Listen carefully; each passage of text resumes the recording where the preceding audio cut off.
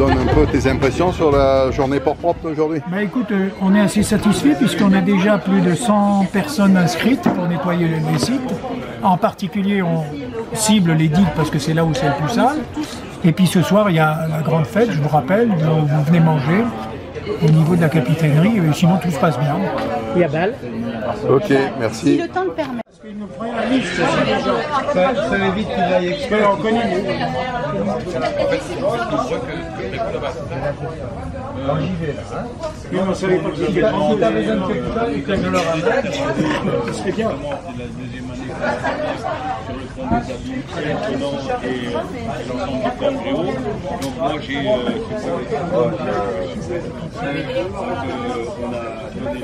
on a donné l'information, on développe le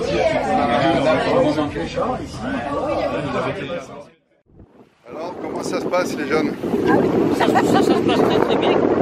Vous arrivez à nettoyer cette digue? On nettoie très bien. On a déjà ramassé le sac. On va essayer de faire le deuxième sac. Et le troisième sac. Et le troisième sac, il est déjà commencé. Bon, ben c'est bien. Vous avez bien travaillé.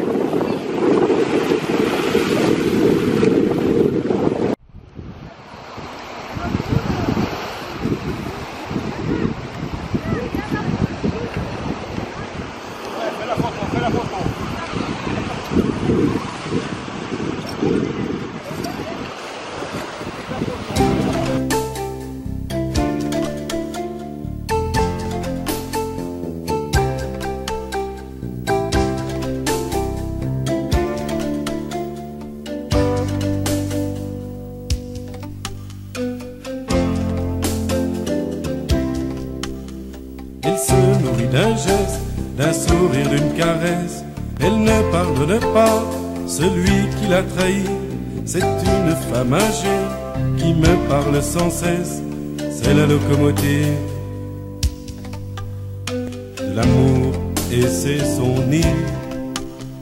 Quelquefois si discrète, parfois même invisible, impassible d'amant, d'un Judas qui sourit, qui se rend inlassable. Dès qu'elle le choisit, elle ne pardonne pas, elle préfère ses amis. Elle se nourrit d'un geste, d'un sourire, d'une caresse. Elle ne pardonne pas celui qui l'a trahi. C'est une femme âgée qui me parle sans cesse. C'est la locomotive de l'amour et c'est son nid. Si vous la rencontrez, ne la laissez pas fuir, mais ne la brusquez pas. Elle est tellement fragile, parlez-lui doucement d'un fruit qui veut mûrir ou d'une fleur sauvage qui se meurt dans l'argile. Elle se nourrit d'un geste, d'un sourire, d'une caresse. Elle ne pardonne pas celui qui l'a trahi. C'est une femme âgée qui me parle sans cesse. C'est la locomotive de l'amour et c'est son nid.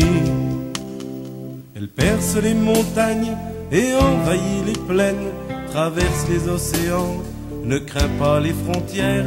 Si tu devines son nom, je te confie la mienne, mais ne la trahis pas, elle se brise comme du verre. Elle se nourrit d'un geste, d'un sourire, d'une caresse. Oui, nous sommes au pont des Abîmes avec l'association SCPGM 34, donc Surf Casting Pêcheurs Grand Montois, et je voudrais tout particulièrement remercier les 40 pêcheurs qui sont sur la digue en ce moment en train de ramasser. C'est phénoménal. Même certains disent qu'on devrait mettre des amendes parce que tellement il y a de produits qui sont toxiques et des bouteilles, etc., etc. Enfin, imaginez bien tout ce qu'il peut y avoir. On va remercier aussi Gérard, un des pêcheurs, qui nous a amené des gens qui viennent de Nancy, de Metz et de Paris. Ils sont une dizaine et puis nos 40 pêcheurs sont en train de travailler à corps perdu avec tous ces sacs que vous voyez qui sont le minimum puisqu'il y en a encore sur la digue là-bas qui vont être rapportés dans quelques instants.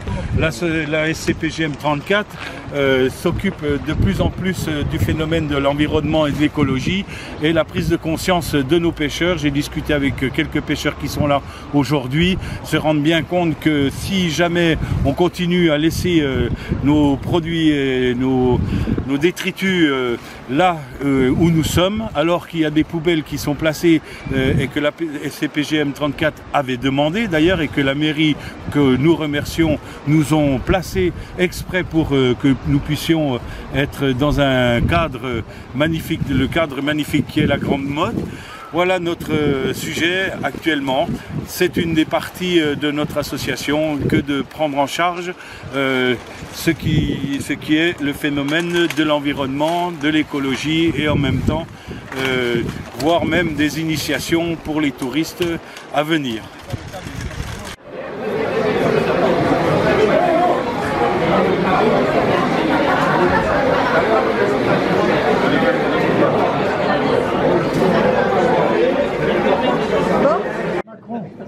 C'est la 9e édition, je crois, de Port Propre.